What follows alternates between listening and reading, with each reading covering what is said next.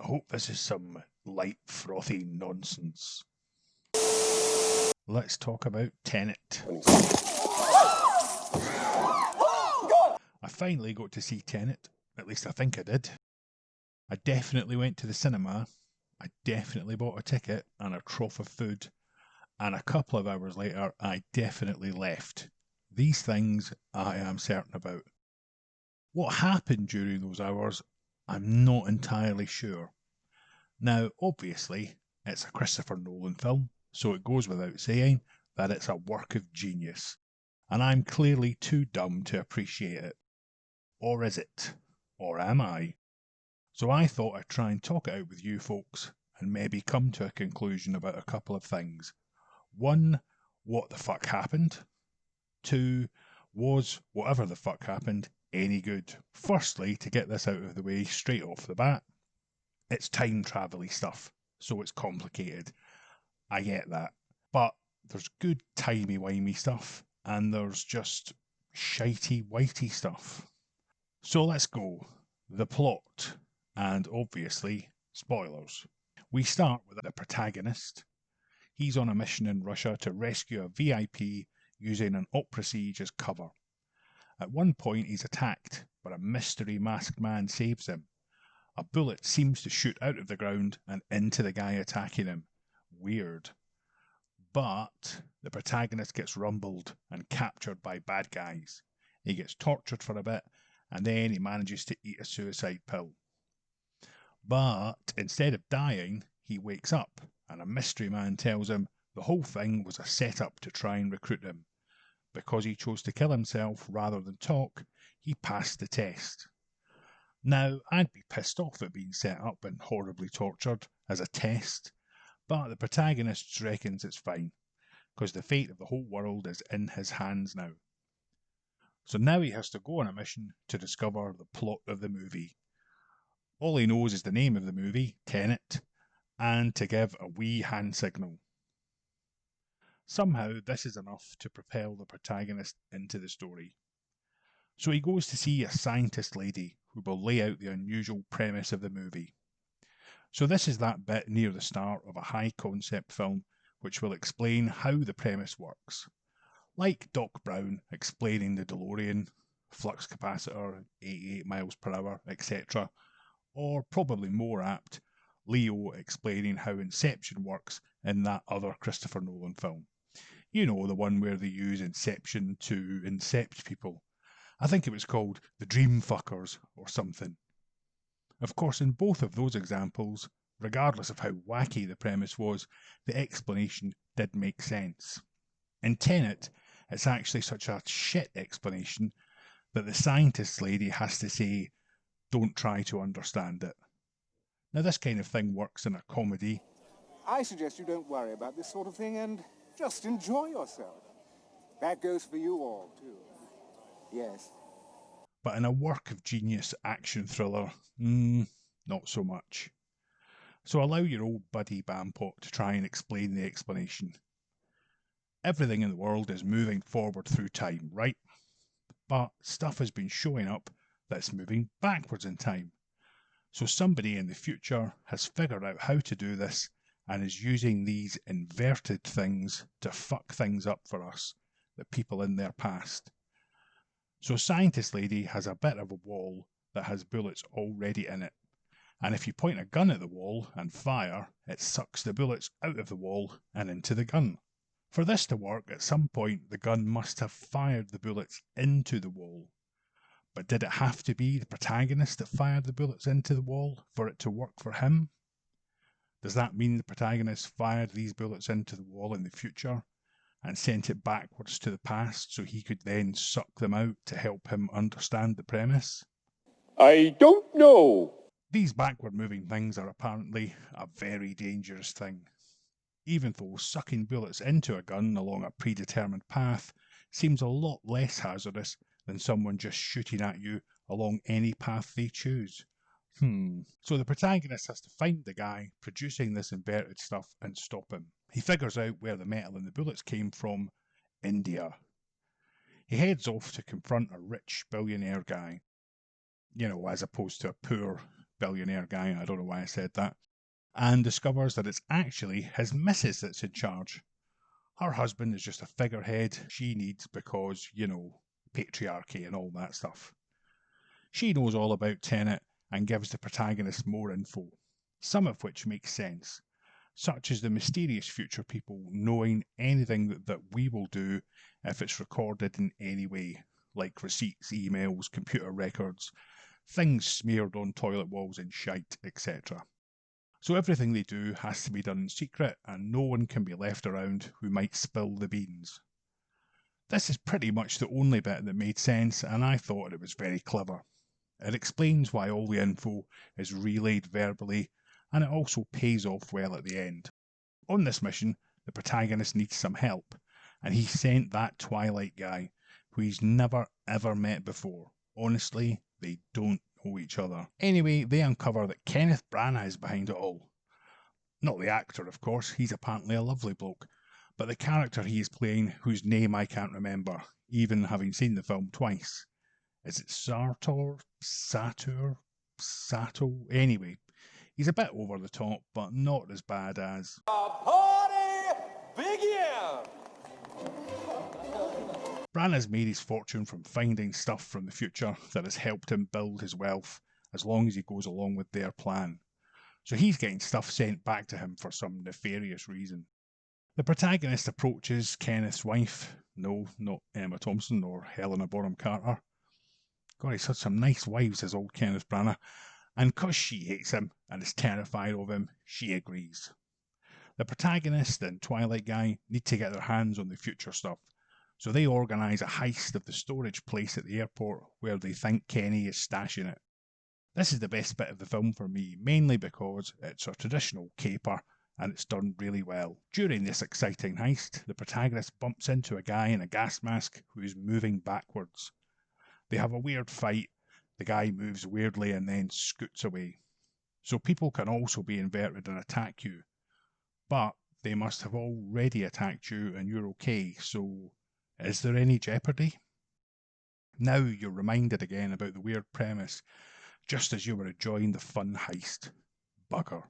So after that, the protagonist meets up with the Indian woman again, and she tells him that what he saw was someone coming through a turnstile. This is a device which inverts things. So Kenny has one of his own. They decide to steal some plutonium to offer Kenny as a chance to get closer to him and find out what he's up to. Again, the plutonium heist is pretty exciting. Christopher Nolan can really shoot a good action scene. They have a car chase to escape with the plutonium they've got, and along the way they see a car behaving weirdly, driving backwards, and another car having a reverse crash. Then Kenny shows up with his missus and threatens to kill her. So the protagonist throws him the briefcase with the thing in it. Or does he? Then he gets captured, and Kenny turns up in an adjacent room wearing a breathing mask. He shouts some stuff and the protagonist is confused, and then Kenny reverse shoots his wife and walks off. Then he appears in the same room as the protagonist and threatens to shoot his wife. Then he goes through a turnstile, which is a revolving door thing. If you're confused at this point, luckily someone else pops up to try and explain it all again. This time it's a bunch of soldiers, because Tenet have an army suddenly, who all muck about going backwards and forwards. Turns out it's all been very straightforward all this time. It's a temporal pincer movement, dumbass. Some people in the group go through an event backwards, while others do it forwards. The people who do it backwards can then tell the people who are about to do it forwards what happened, so they have advanced knowledge. And when they're going backwards, they need a mask to breathe, they heal if they've been wounded, and for some reason, a fire or explosion is cold instead of hot. Now if your brain's melting at this point, you get told again not to worry about it. So then the protagonist and Twilight guy take the injured wife backwards so she can heal over a few days. They also decide to go back to try and stop Kenny from helping himself out, but they fuck it up. So they decide to keep going backwards to the heist again, as they realise there was a turnstile there which can make them go forwards again.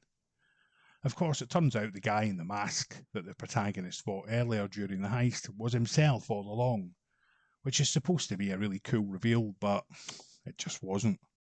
So then the protagonist goes forward again, and Twilight Guy sees it's him, and they have a chat. Turns out Twilight Guy's actually an old friend of his.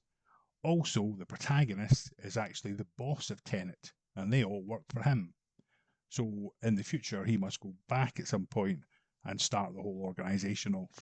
And they're all trying to stop Kenny from activating a device called the algorithm that will make the whole world go backwards, which will fuck everything up for everyone, especially mothers who will have to have babies rammed up them at some point.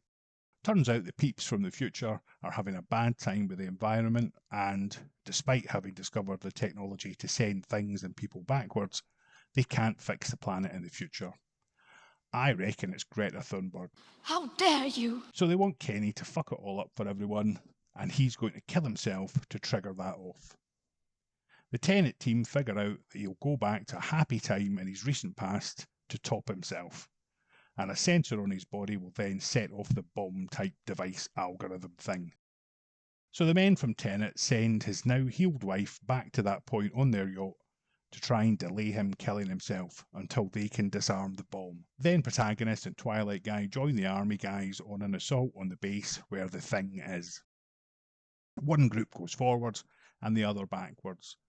So we see a mixture of troops going forwards and troops going backwards, with weird things like backward explosions that rebuild the things they destroyed.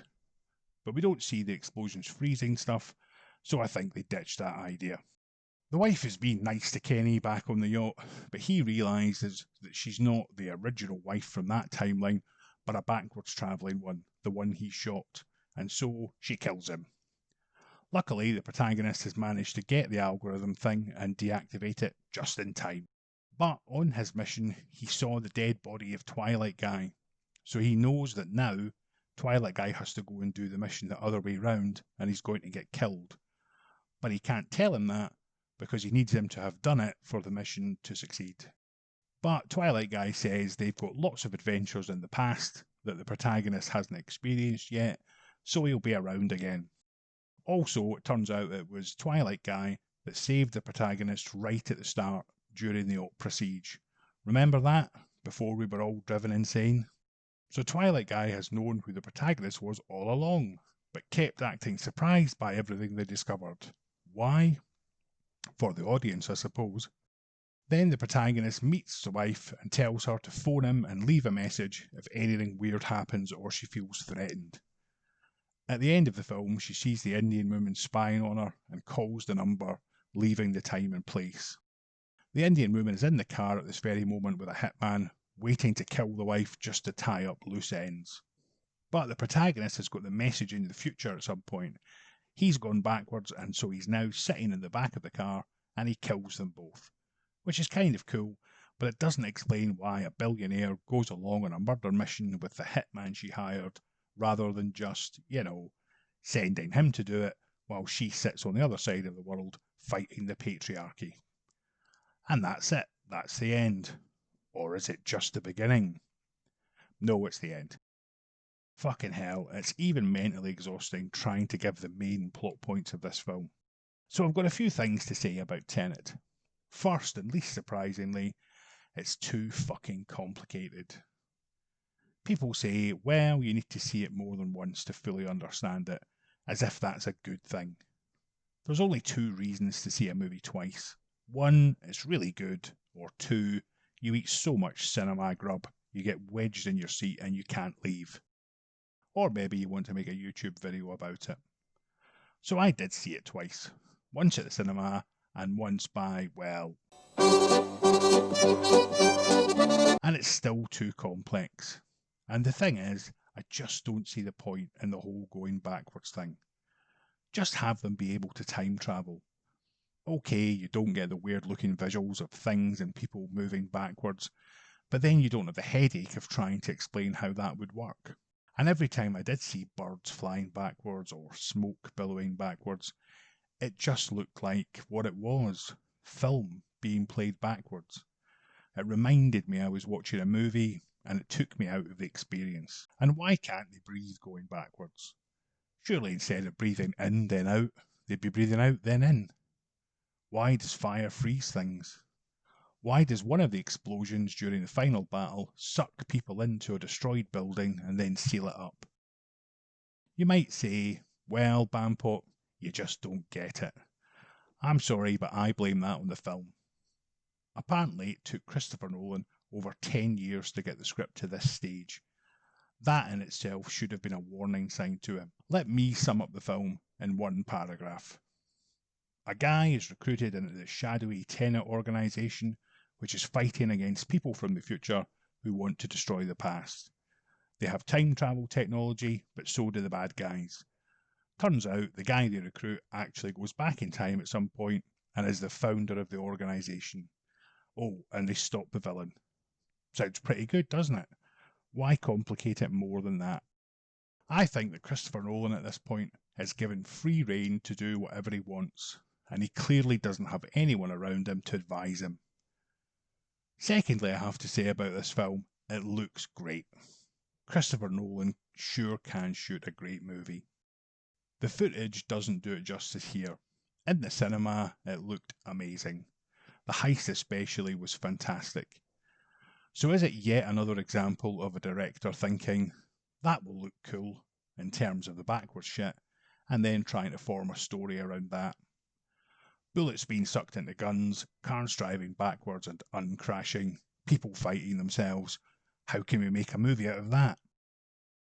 With the world being the way it is just now, the film's poor performance could be explained on the coof. Personally, I think it's just too much of a mindfuck, and people's minds are already pretty fucked these days.